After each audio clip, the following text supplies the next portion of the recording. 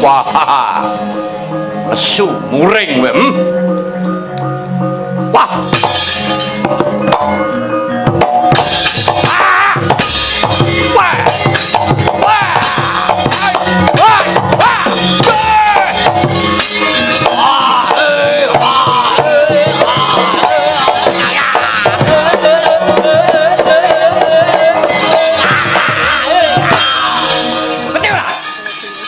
Paring pun Koko Prabu. Aku dhewe ketekan guru. Njaluk perkara tembung anak semata wayang niku pripun? Coba pikirin piye. Lajeng Koko Prabu, yo tak blakani. Mula bersani anak semata wayang. Nun sewu wayang niku mripate mung siji. Nek enten wayang mata loro niku wayang tukule keri.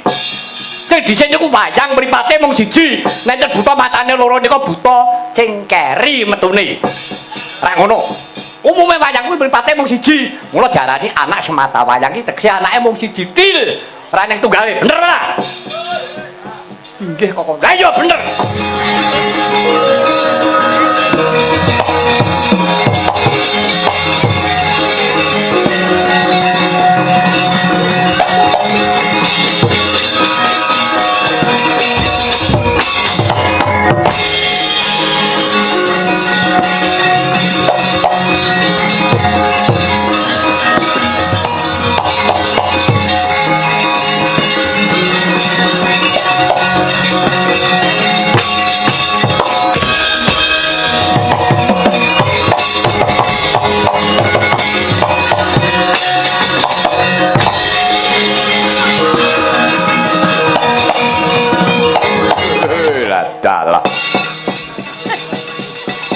Ya griwa ancak ugra wonten dawuh kiraka wonten dawuh kiraka wah yen disawang sak klebatan astana Gada Madana ki pancen perbawane gedhe ya Di inggih kiraka mekaten sesawangan ya endah ya pancen manut pengendikaning para sesepuh papan pesarehane leluhur Mandura tegese sing duwe wewengkon Gada Madana iki negara Mandura lajeng keparengipun kados pundi kiraka ora peduli dawuh pangandikaning Kang Sinuwun yen to pancen dadi pepalang kudu digempur mula prayogane ayo padha petarengan digempur Gada Madana yen wis rampung ngene gempur tandani dadeke dalan sing becik ngiras pantes ayo padha ngembat-embat penjalin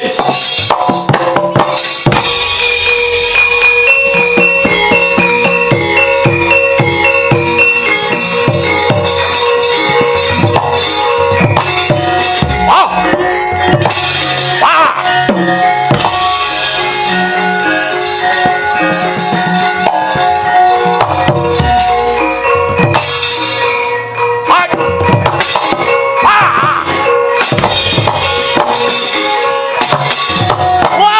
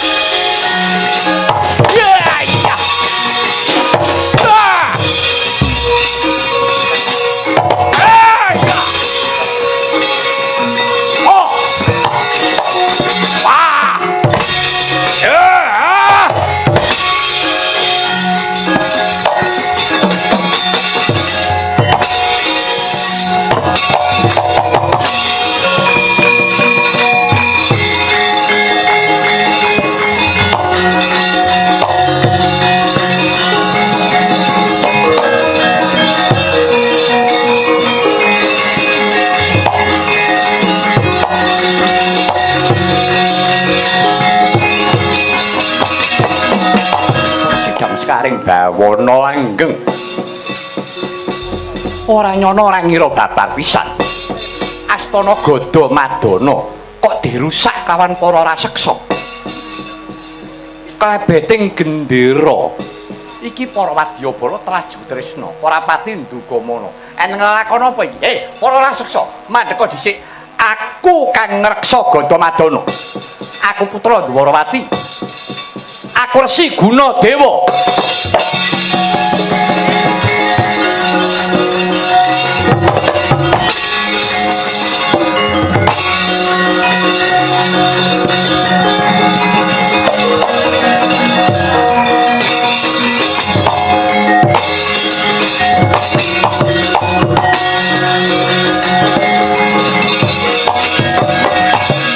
Gila-gilaing Dawara Sukertaning duwe paneksa maning jajiranat menungsa ora tata.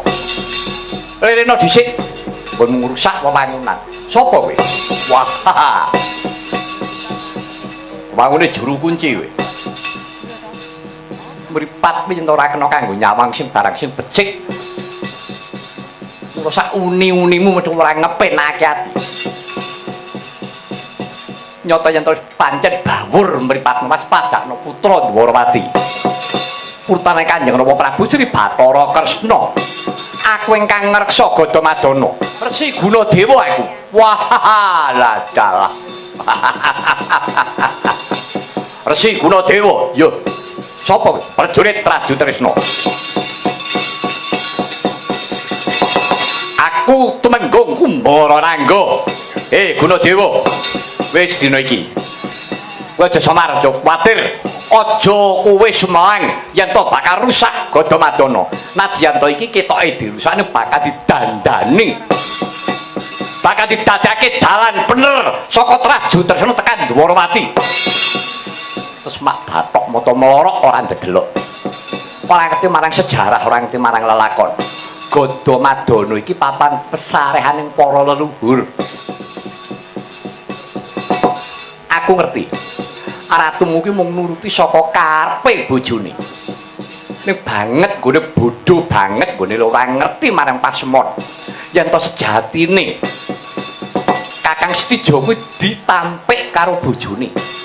Kok isih nekat. Ya. Wis wurungna sediamu. Wurungna sediam ora. Kudu kelakon, kudu gempur Gada Madana. Gempuren dhisik.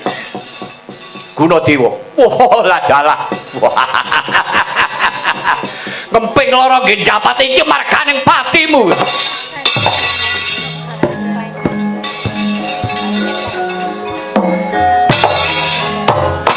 Wah.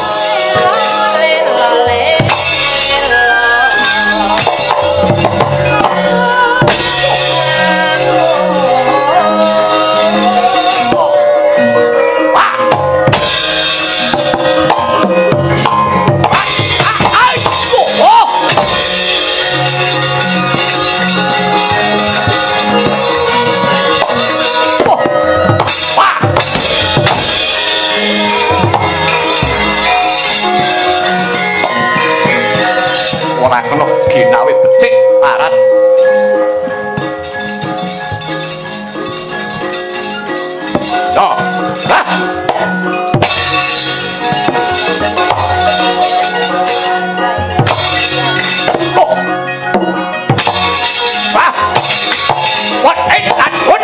Us. Apa sih? Dia. Ojo mlayu kowe.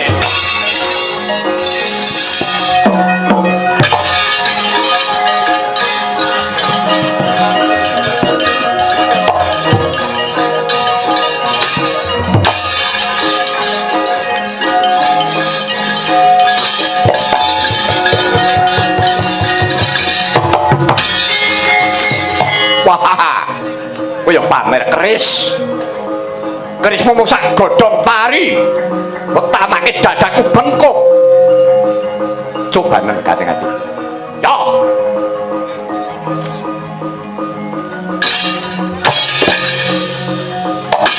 Yo, us. Woi, Yo, Yo, Yo, ya,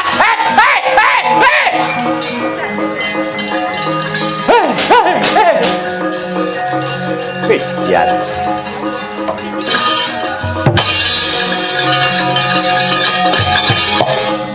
Yo. Ot. Ot. Us. Ot. Pa. Wat. Wat. Taat. Kuat.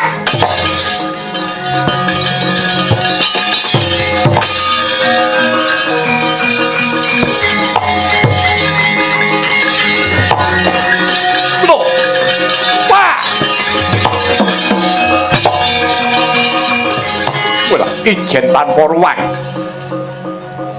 digdaya kagila-gila barat Opat Bayu kroyok negane atiku iki guna Dewa Putra Dwarawati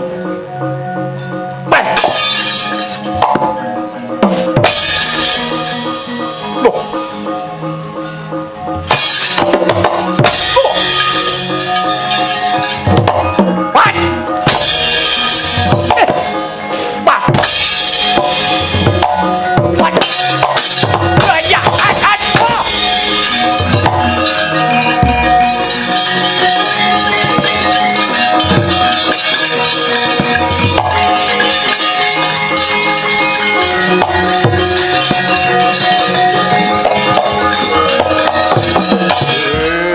dalah wah ene sing ngreksa wong siji wae digdaya kagila-gila ngakune putra Prabu Kresna ora tau ketok ora tau kocap nek kaya duweni kadigdayan yo waspadakno abdi kinasih Traju Trisna Senopati Anung-anung Dityakala hancak ugra maju gigit pedhot gulumu kowe.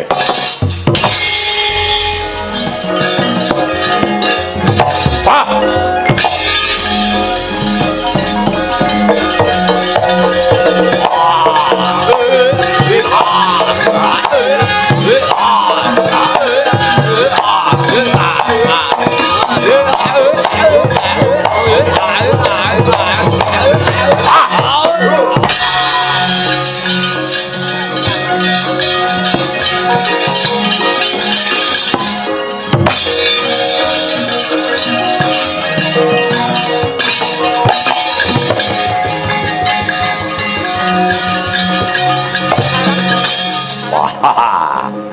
Bener wae anak Prabu Kresna. Yo pancen para nyata aku guna Dewa Putrane Kanjeng Rama Prabu Sri Bathara Kresna. Layak to layak. Ora tau kocap, ora tau ketok. Jebul kowe didelikke karo bapakmu. Sababe apa?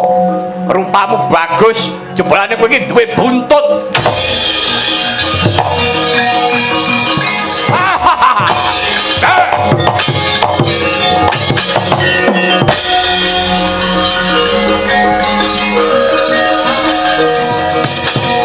Wah, lesu muring kowe.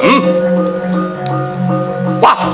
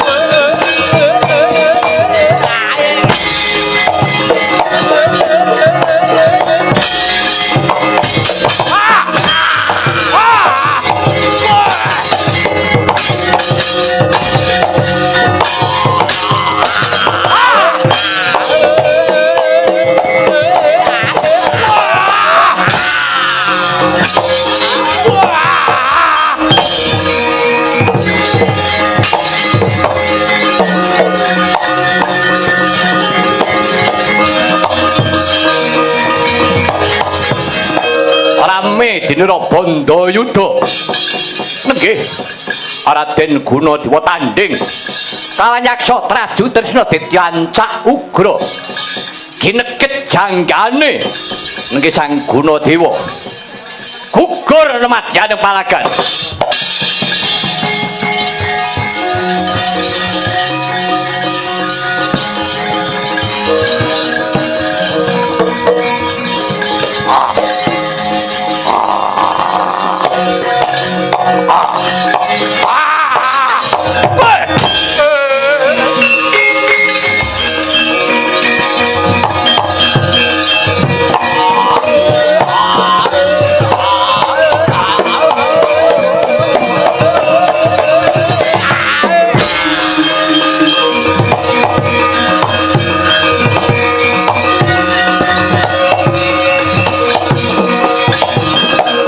Warpa Widik Daya Sekti Mandraguna. Kowe anake wong kondang. Nanging kowe kalah gedhe kalah pira tanding karo aku. Tak geget yo ngapit meh pedhot gulumu. Sapa yang belane wong Gatamadana? Iki lho Gunadewa Modar.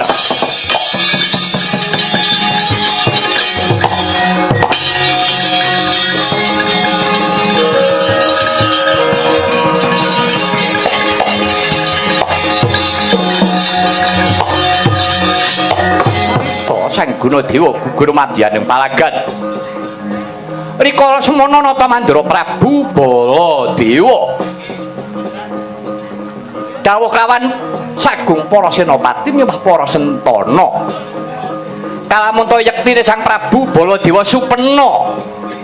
Prabu Baladewa ngimpi. Kalamun to Gadamadana banjir getih. Sami sakala wungu Indra geragapan Prabu Baladewa ki utusan kelawan ingkang putra Raden Wisata nganti kelawan para kadang miwah Raden Harya Setyaki Patih Udawa mrepeki dumateng Gadamadana kagiat grawekasan Sang Gunadewa gugur wonten madyaning palagan. Waduh, asikku dipaham.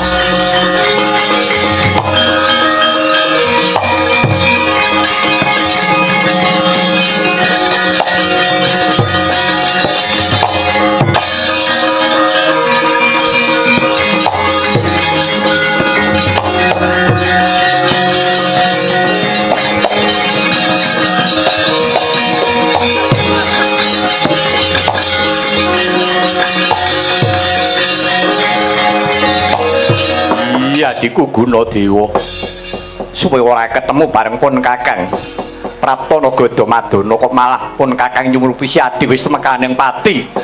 Aduh kowe keneng apa Yayi? Kados pundi paman? Dunggir mboten nyono babar pisan. Menawi Gadamadana telalampan nggih kados mekaten. Piye Kakang Udawa? Raden, kula sampun ngurumiyini lampah. Menika ketingalipun wonten raseksa ampyak awur-awur. Buta ampyak awur-awur. Inggih. Buta endi? Menawi boten klentu menika raseksa Traju Tresna. Wadya balanipun ingkang Kutha Pulunan. Prabu Bamanara Kasura. Menika ngrisak wewangunan Gadamadana kowe lha dudu karepe dhewe.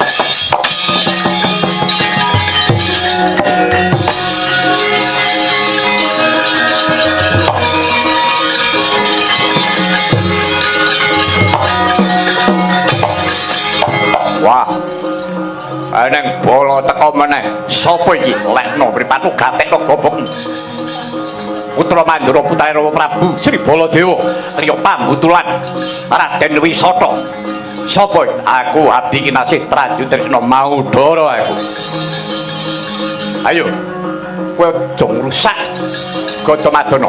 Rusakan. Iki Putra Mandura, aku minangka lirune.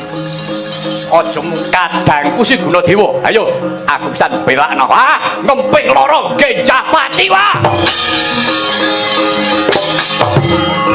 Wah.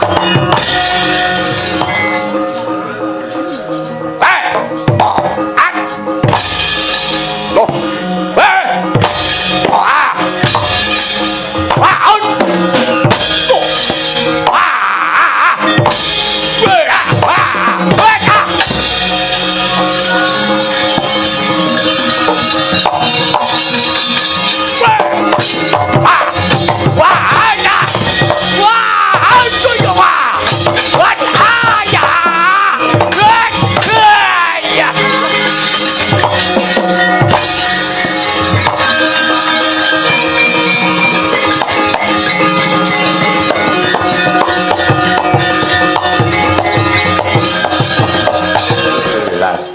kriwikan dadi grujugan.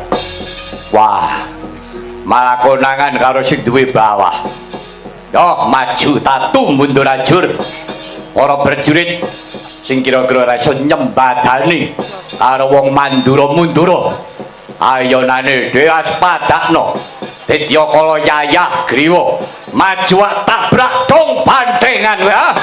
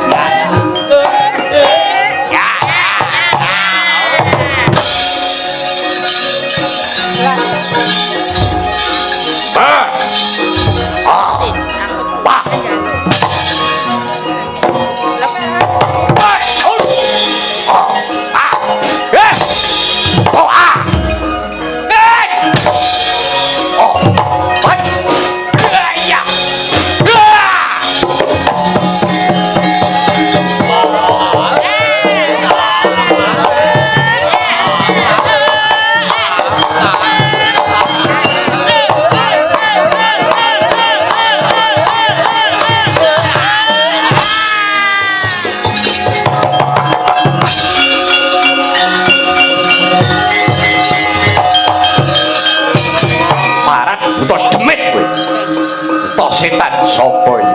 Wisata putra Mandura. Aja kowe maju yen perlu. Bapakmu kon maju cangkem.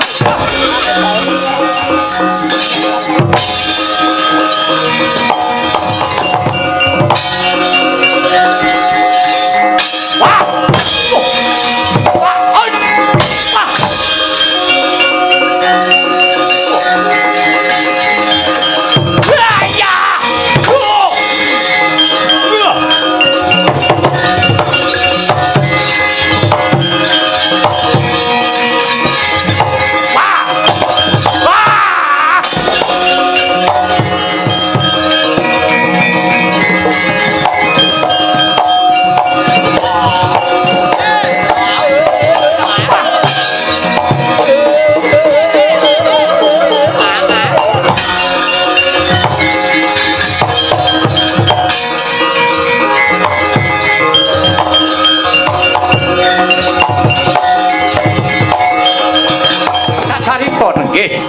Raden Wisata tanding lan yayah griwa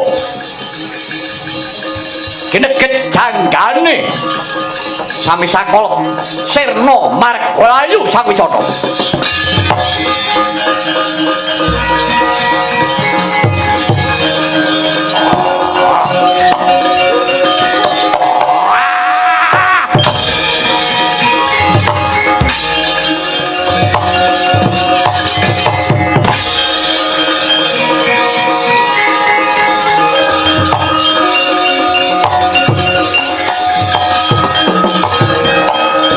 Sramrata Jaya Mrata. Ayo Wisata jare anak Ratu Mandura. Nyatane tanding karo aku. Ora gondro sepiro. Ayo. Sopan belani. Sapa sing mbiyen maju yayah griwa tanding mah?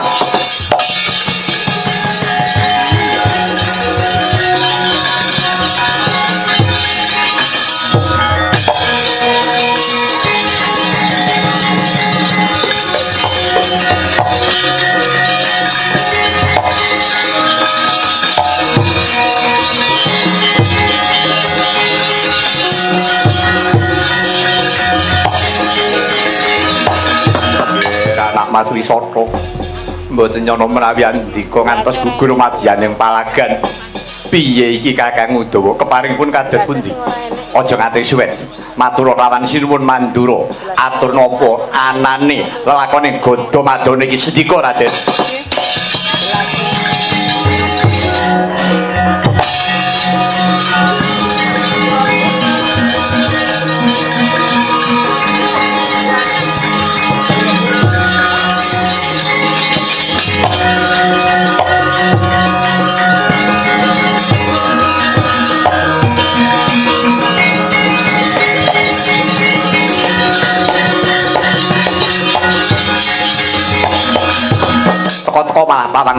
seneng apa? Nalika semono kok tak utus tak kon leledang. Menyang Godamadana karana panjenengan ingsun supena yen to Godamadana kebanjiran getih. Kok malah kowe bali tawang-tawang tangi seneng apa? Aduh sinuwun ngaturaken ketiwasan. Tiwasan piye? Iya. Godamadana wonten untran-untran. Godamadana eneng untran-untran. Inggih sinuwun. Untran-untran piye? Iya. Wonten peperangan ingkang langkung ageng. Perang gedhe piye? Sing cetha to. Menika wonten yaksa ampyak awur-awur. Buta ampyak awur-awur buta saramuk. Inggih sinuwun. Buta saka ngendi? Iya. Saking Prajurit Tresna para wadya balanipun pulunan paduka.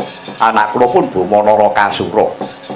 Menika ngrisak wewangunan Godamadana. Ngrusak wewangunan Godamadana karepe.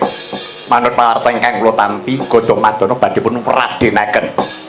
Godamadana badhe dipun damel margi saking Prajurit Tresna. Dumugi wonten Dwarawati ingkang kenceng datan pamingga mila dipun risak Godamadana. Wedian.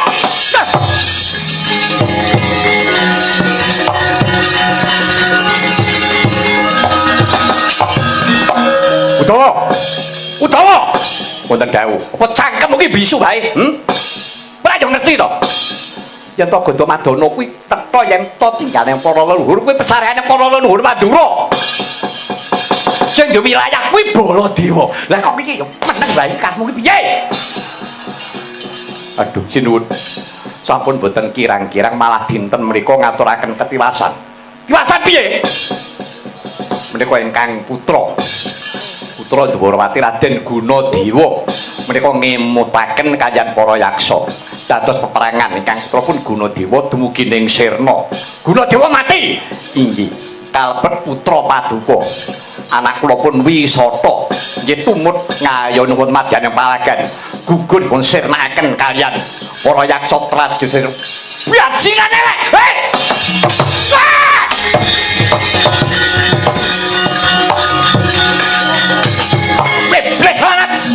Sapa wani-wani nyernake anakku Wisata? Anakku ki mung siji. Dadi sernake surat tatanan.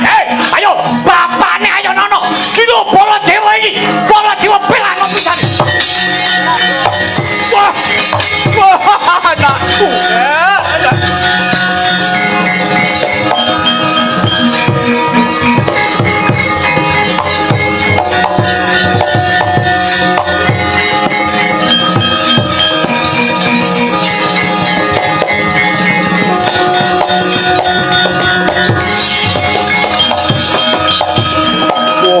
Anakku Wisata ora yo babat pisan kowe temekaning pati Wisata kowe mati sia mesti patene buta Prajurit Tresna buta gento buta bangsat balane Bama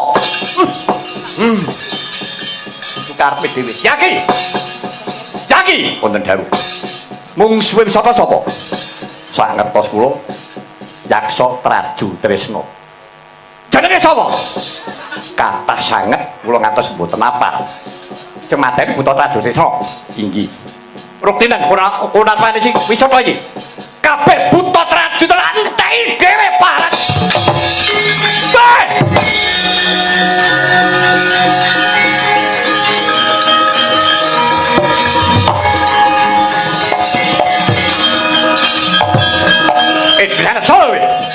Ayo ngaku sapa kowe? Mumpung iki urip. Ayo ngaku aja bisu ae. Takon marang aku, Ami Sunda. Kowe buta Prajurit Tresna. Ya pancen kepara nyata. Kowe sapa nek uripanmu gaten gobokmu nata Mandara Prabu Baladewa kok kresna wati jara-jara. Apa kowe ora bisa kandha karo ratumu si Bama? Ayo mumpung iki urip. Mundur. Wateking prajurit timbang bali wirang, luwung bali dadi batang. Piye? Timbang bali wirang luwung bali dadi batang. Kowe kalebu para wadya balane Bama. Kowe buta Prajurit Tresna ira nyawamu.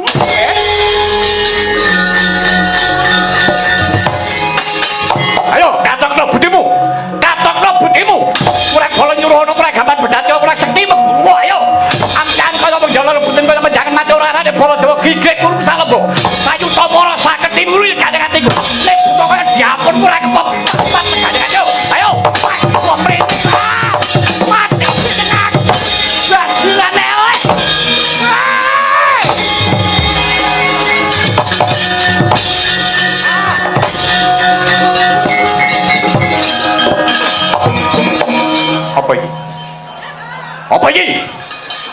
Pusaka Nenggala wis pirang-pirang nyawa sing diuntapake karo Nenggala iki.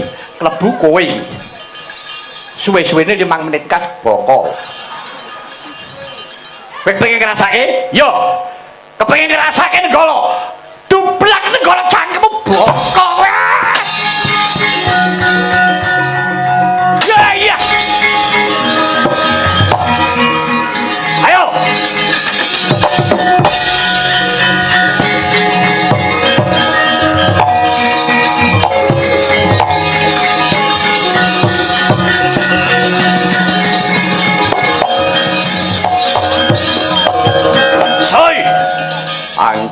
Anca ugra sapa Prabu Baladewa. Ayo sing mateni Wisata sapa? Ngaku sing mateni Wisata sapa? Aku mateni Gunadewa. Modyan.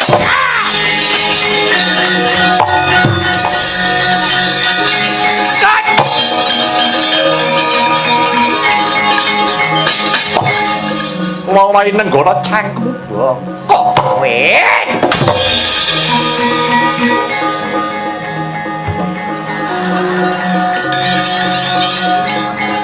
Itu gawe.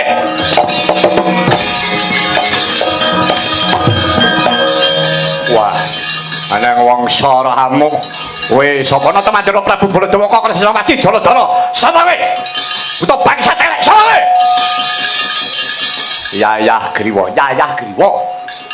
Iya, bener wis mateni Wisata. Ya pancen aku sing mateni Wisata. Wisata kuwi anakku. Anakku mati ayo, Pak Isisan. Bapak Isitan belakno. Gage Bapak Isitan belakno. Belakno bangsa telek iki. Ayo tak teter ganti gayan. Tadi ngono, Baladewa. Lho. Bae.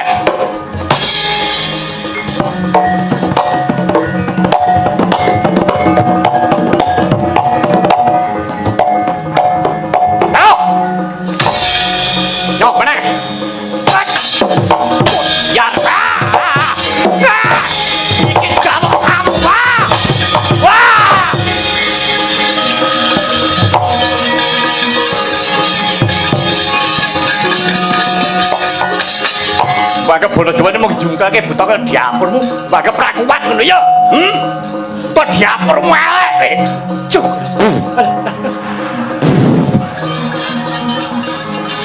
Yo ngalah.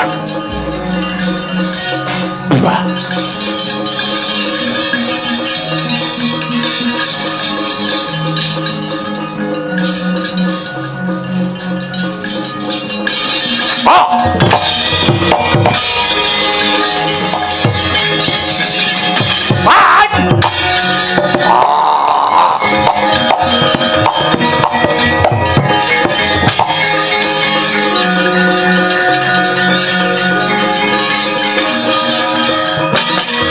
Nek kejanggane Prabu Baladewa. Ora kathah ya ngasta pusaka Kyai Nenggala. Katamakaken jajanira. Raseksa sami sakala Budira sumebur. Brodol ususana lengen gedene Yayah Griwa pecah kapisanan. Wah, yo. Wah.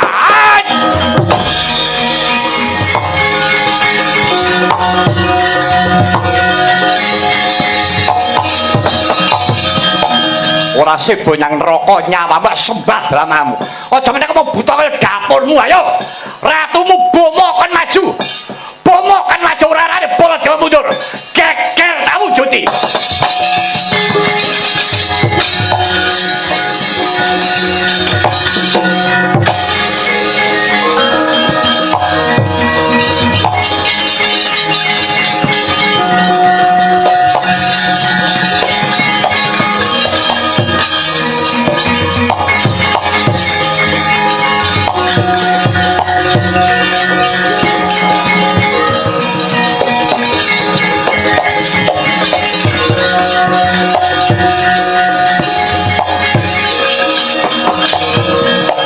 Mangkiru menyang Koko Prabu. Kanjeng Koko Prabu kulaturi enget. Aja mbok pambengi ya iki. Aja mbok pambengi murup rasane atiku. Koko Prabu. Sabar Koko Prabu.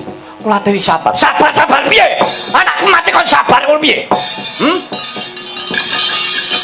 Kowe kok enak-enak men. Guna dewa mati, anakmu mati. Kok kesajamu kok temu semeleh hatimu. Ya, upamane kowe lega ya ora apa-apa anakmu akeh. Bareng aku. Anakku mung siji. Anakku ki mung siji mula diarani anak semata wayang. Ngerti? Ngerti ora? Keparingipun Koko Prabu. Aku dhewe ngetek-ketekan guru. Njaluk perkara tembung anak semata wayang niku pripun? Coba pikirin piye. Lajeng Koko Prabu, yo tak blakani. Mula bertani anak semata wayang. Nun sewu wayang niku mripate mung siji. Nek enten wayang mata loro niku wayang tukule keri. Sing dhisik niku wayang mripate mung siji. Nek enten buta matane loro niku buta sing keri metune. Ra ngono. Umume wayang kuwi mripate mung siji. Mula diarani anak semata wayang iki tegese anake mung siji til. Ora ning tunggale. Bener ora? Inggih Koko. Lah iya bener. Inggih Koko Prabu. Sabar rumiyin to. Ora iso aku. Sego dari bubur. Lah menawi sego dados bubur lajeng dados pundi? Ya jek enak. Ning aku ora trima Yayi. Aku ora trima. Iki nun sewu. Yayi Kresna ki ratu pinter ning dina iki kowe ketok bodho. Sing gedhe pangapunanmu ya entuk paripaksa aku ngomong kaya ngene iki. Coba. Godha Madana kuwi tinggalane para leluhur. Ya toh? Nyatane sing semari ning kono kuwi pepundhen Mandura ya pepundhene Prabu Kresna. Di ora arek buta maka butane kuwi, butane bomo-bomo kuwi anakmu. Terus ana lalakon kaya ngene terus piye? Eneng lalakon kaya ngene iki terus kepiye? Apa pancen dasare Kresna iki ora paning ngajar karo anak ngono apa piye? Ora iso nuturi karo anak-anakmu. Ya. Peda apa kuwi dadi wong pinter? Peda apa dadi titise Bathara Wisnu? Nek pancen Kresna iki dina iki mung kaya ngono kuwi. Iki jenenge kowe iki mbebutek banyu bening. Ora iso benengake perkara. Mbah ora hidup. Yen to nganti Baladewa iki mengke tumindak manut karo karepmu dhewe. Jalaran sing diperkara meneng wae. Ayo piye karepmu? Nggih, Koko Prabu. Kula saged nampi pangandikanipun Kanjeng Koko Prabu namung bentenipun menawi Koko Prabu menika grusa-grusu menawi kula mawi petang. Ah, jembel gecek petung-petung apa? Anakku mati kok dipetung. Kowe anakmu akeh. Bola bali ora anak semata wayang ra ngono. Heeh. Koko Prabu. Piye? Lelampahan menika mboten cekap namung dipun labeti to sing balung wuleting kulit. Kedah mawi petang ingkang jangkep. Koko Prabu kersa ndaratur kula menapa boten? Ya wis. Manut. Manut. Aku mbok pakaryan sing abot gelem. Ora-ora Baladewa bakal mingkuh, ora-ora Baladewa bakal mundur. Lah perlu kon ora arek negara traju ternyata obrak-abrik. Bapake nesu tandang sisan. Lah rak tenan to. Iki malah ngampi abur-abur. Ngaten Koko Prabu. Inggih, badhe kados pundi? Lelampahan menika aderipun pancen kedah dipun lampahi anut kersaning Gusti ingkang karya jagat. Ragene ngerti. Inggih Koko Prabu. Namung penyuwun kula monggo. Koko Prabu kula turi leren sawetawis. Nggih kula matur mesanipun Kanjeng Koko Prabu. Tenan kuwi. Inggih Koko Prabu. Nek panjenengan aku njaluk tulung. Aku njaluk tulung. Wis sapa kae uripna. Koko Prabu. Paduka Kanjeng Koko Prabu lha inggih sampun priksa. Menawi dinten menika Kembang Wijaya Kusuma sampun kapundhut jawata kundun dumateng kayangan Salendra Bawana. Kula sampun mboten saged gesangaken tiyang ingkang sampun dumugi ning sirna. Wis ora duwe kembang. Mboten gadah Koko Prabu. Mbok tuku. Kepiye to iki? Koko Prabu.